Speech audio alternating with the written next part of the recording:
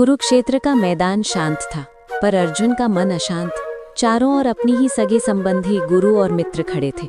उसका धनुष हाथ से गिरने लगा। आंखों में प्रश्न थे और हृदय में पीड़ा। उसने श्री कृष्ण की ओर देखा और बोला, हे माधव, जो सच्चे होते हैं, धर्म के मार्ग पर चलते हैं, उनके जीवन में ही इतना दुख क्यों आता है?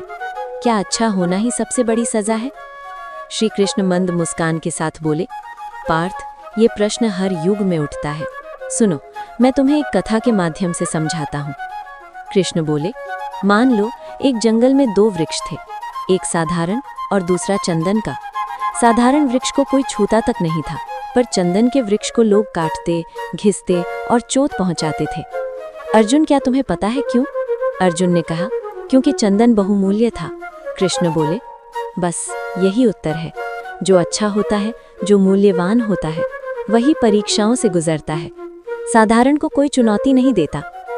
अर्जुन फिर बोला, पर प्रभु, अच्छे लोग तो किसी का बुरा नहीं चाहते, फिर उनके साथ अन्याय क्यों? श्री कृष्ण गंभीर होकर बोले, पार्थ, ये संसार कर्म का क्षेत्र है। यहाँ हर व्यक्ति अपने कर्मों का फल भोगता है, कभी वर्तमान जन्म में, कभी पूर्व जन्म के कर्मों से।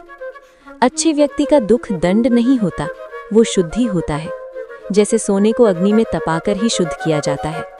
कृष्ण ने आगे कहा, जब बुरे व्यक्ति को सुख मिलता है तो वो उसके पाप कर्मों का बचा हुआ फल होता है, और जब अच्छे व्यक्ति को दुख मिलता है तो वो उसके भीतर छिपी शक्ति को जगाने आता है।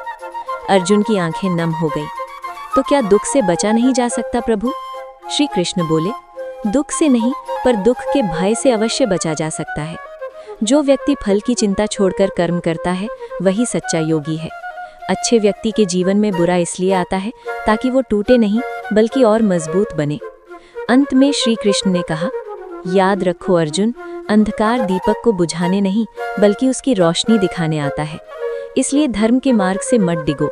अच्छा होना कमजोरी नहीं, ईश्वर की सबसे बड़ी परीक्षा है। अर्जुन ने दृढ़ स्वर में कहा, अब मेरा मोह दूर हो गया है हे केशव, मैं अपना कर्म करूंगा। और कुरुक्षेत्र में धर्म की विजय का शंखनाद हुआ।